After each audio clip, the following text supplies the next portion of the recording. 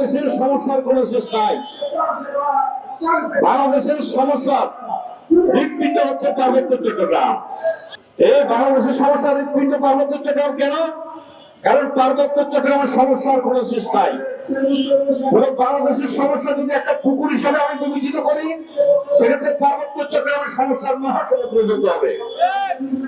আপনারা জানেন অদ্যাবধি পার্বত্য চট্টগ্রামে যে জেলা পরিষদ গুলি কাজ করছে, রাঙ্গামাটি, খাগড়াছড়ি, বান্দরবান পার্বত্য জেলা পরিষদ সমূহ, এই জেলা পরিষদ সমূহের মধ্য দিয়ে সমস্যার গতি আরো তীব্রতা লাভ করেছে।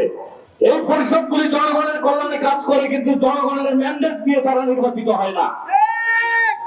এই পরিষদগুলি নির্বাচিত হয় সিলেকশনের মধ্য দিয়ে। এই পরিষদগুলি নির্বাচিত হয় পছন্দের ব্যক্তিদের দিয়ে। সেই পছন্দের ব্যক্তিরা কারা? যে ব্যক্তিরা পার্বত্য চট্টগ্রামে অশান্তি তৈরির নেতৃত্ব দেয়, তাদের পছন্দের ব্যক্তিদের দিয়ে এই পার্বত্য চট্টগ্রাম জেলা পরিষদ সিলেকশন হয়। আমরা দীর্ঘদিন ধরে বলে আসছি, এই জেলা পরিষদগুলি হচ্ছে জনগণের পরিষদ। এই পরিষদগুলি হচ্ছে জনগণের অধিকার নিয়ে কাজ করার পরিষদ।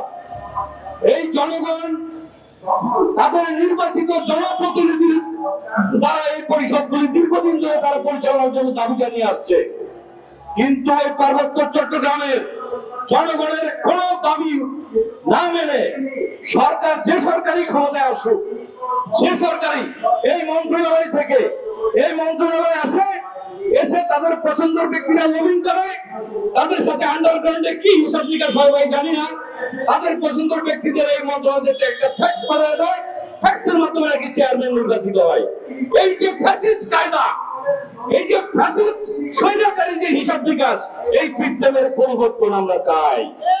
পরিবর্তনের মধ্য দিয়ে, ভোট অধিকার নিশ্চিতের মধ্য দিয়ে পার্বত্য চট্টগ্রামের সর্বশ্রেণী সর্বজাতীয় লোকজনের ভোট অধিকারের মধ্য দিয়ে তাদের পছন্দের নেতৃবৃন্দকে দিয়ে পার্বত্য চট্টগ্রাম জেলা পরিষদগুলি গঠন করতে হবে।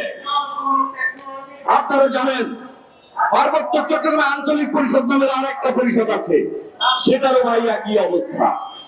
তাহলে আমি মনে করি যে পার্বত্য চট্টগ্রাম কি বাংলাদেশের যে সিস্টেম, সেই সিস্টেমের বাইরে আরেকটা সিস্টেমে চলে? বাংলাদেশের জন্য কি বাংলাদেশের প্রচলিত যে সংবিধান, সেই সংবিধান কি বাইরের জন্য ইয়ে না, আপনার অ্যাপ্রোপ্রিয়েট না? তাহলে আমরা কি ধরে নিব, আমরা কি বুঝবো? এই বৈষম্য দূর করতে হবে। আপনারা জানেন যে আমরা দীর্ঘ সময় পর্যন্ত আন্দোলন করে যাচ্ছি, আর সেই আন্দোলন শুধু খাগড়াছড়ি, রাঙ্গামাটি, বান্দরবান, চট্টগ্রাম নয়, সেই শুধু 300-350 কিলোমিটার দূরে এসে আমরা সেই ঢাকায় অবস্থান করে আজকে প্রতিবাদ করতে হচ্ছে। অত্যন্ত দুঃখের বিষয় হলো,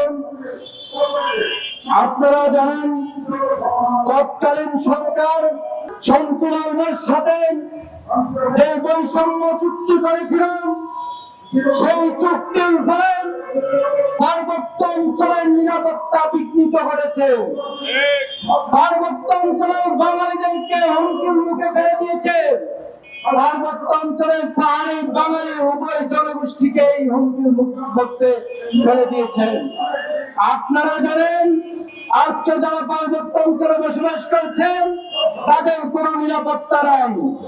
আপনারা জানেন তৎকালীন এই বৈষম্য চুক্তির পরে 241টি সেনা ক্যাম্প প্রত্যাহার করা হয়েছিল।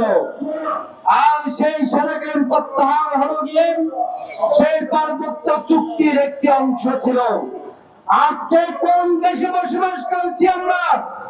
যেই দেশে শান্তি বাহিনীর সাথে চুক্তি করে সেই সার্বভৌমত্বকে হুমকির মধ্যে ফেলে দিয়েছিল তৎকালীন আওয়ামী লীগ সরকার। আজকে আমরা তার তীব্র নিন্দা জানাচ্ছি এবং ওই যে অচিরে সেনা ক্যাম্পগুলো পুনরায় স্থাপন করার দাবি জানাচ্ছি। 1997 সালে শান্তি চুক্তি হওয়ার পর থেকে আমাদের পার্বত্য চট্টগ্রাম নিয়ে ছিনিমিনি খেলা হচ্ছে। বাঙালিদেরকে বিভিন্ন সুযোগ সুবিধা থেকে বঞ্চিত করা হচ্ছে। বাঙালিদের শিক্ষার থেকে বঞ্চিত করা হয়েছে, ব্যবসা থেকে বৈষম্য করা হয়েছে এবং চাকরির ক্ষেত্রে বৈষম্য করা হয়েছে। আমরা চাই কোন বৈষম্য বাংলাদেশে থাকবে না। আপনারা জানেন পার্বত্য এলাকায় পাহাড়িদের কোনো ট্যাক্স নেই, বাঙালিদের ট্যাক্স দিতে হয়। বাঙালি ব্যবসায়ীরা ট্যাক্স দিতে নিষ্পায় যাচ্ছে, আর পাহাড়ি ব্যবসায়ীরা দিন দিন কোটিপতি হচ্ছে। এরপরও তারা ক্ষান্ত হন না। এখন পাহাড়ের কিছু সন্ত্রাসী সংগঠন তারা আদিবাসী স্বীকৃতির আন্দোলন করে যাচ্ছে। সরকারকে বলছি, এই কুচক্রী মহলদেরকে অতি শীঘ্রই আইনে আওতায় তাদের গ্রেপ্তার করা হোক, তাদের বিচার করা হোক। নইলে এরা বাংলাদেশকে তিন পার্বত্য জেলাকে বাংলাদেশ মানচিত্র থেকে বিচ্ছিন্ন করার ষড়যন্ত্র করছে। পার্বত্য চট্টগ্রাম, রাঙ্গামাটি, খাগড়াছড়ি, বান্দরবান এই তিনটা জেলায় বাংলাদেশের সাংবিধানিক আইনে চলছে না। এখানে ব্রিটিশের তৈরি করা 1900 সালের হিলটেক ম্যানুয়ালের মাধ্যমে চলছে, যার কারণে পার্বত্য চট্টগ্রামের 54% বসবাসকারী আমরা যারা বাঙালি, আমরা সাংবিধানিক কোনো অধিকার পাচ্ছি না। এই 1900 সালের হিলটেক ম্যানুয়াল বাতিল করে সাংবিধানিক আইনের মাধ্যমে রাষ্ট্র যেভাবে পরিচালিত হয়। পার্বত্য চট্টগ্রামের মানুষ দীর্ঘদিন ধরে স্বাধীনতার পর থেকে একটি কথাই বলে যাচ্ছে, পার্বত্য চট্টগ্রামকে রক্ষা করতে হবে। তারা অসহায়, তারা নিরস্ত্র। বহুবার বহু মিটিং, বহু সমাবেশ হয়েছে এই ঢাকায়। সংগ্রামী সাথী ও বন্ধুরা আমার, পার্বত্য চট্টগ্রাম বাংলাদেশের একটি অবিচ্ছেদ্য অংশ। তথাপিও ওই অংশটিকে বিশেষ অঞ্চল হিসাবে সরকার পরিচালিত করছে। 1900 সালের একটি আইন তৎকালীন ব্রিটিশ সময়ে, ব্রিটিশরা যখন বাংলাদেশ শাসন করেছিল তখন যে আইনে পরিচালিত হতো, সেই আইনটি পার্বত্য চট্টগ্রামের জন্য এখনো বলবৎ রয়েছে। বন্ধুরা, বাংলাদেশ স্বাধীনতা লাভ করেছে 1971 সালে, ব্রিটিশরা চলে গেছে 1947 সালে।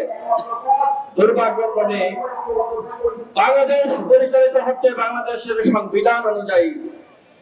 আমাদের উপর রয়ে গেল সেই খড়গটি, যার কারণে আমরা কখনো মাথা নাড়াচাড়া দিয়ে উঠতে পারি না। সেটি হলো বিষয়।